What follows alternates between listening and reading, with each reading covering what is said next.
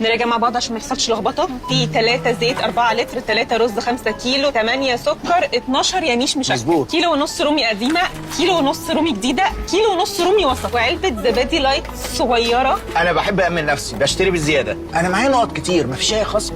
لا ازاي؟ حضرتك كده هيبقى عندك خصم 50% على تحاليل وظائف الكبد والكلى، خصم 50% مدى الحياه لو كشفت مع الدكتوره رنيم ابو الخير، الاولى على دفعتها على فكره. طب دكتور، حسبتي ال5 علب سمنه بلدي والزبده نيوزيلندي؟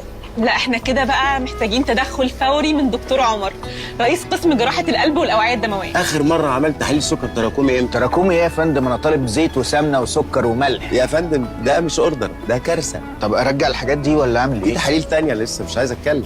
حضرتك هتزود ازود.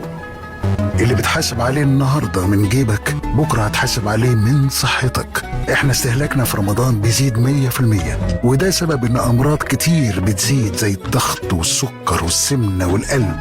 ببساطه اكل مش صحي زياده عن اللزوم يعني امراض بتقوم. صحتنا وصحة أولادنا ومستقبلهم أمانة في إيدينا، لازم نحافظ عليها، ربنا يسألنا عليها يوم القيامة.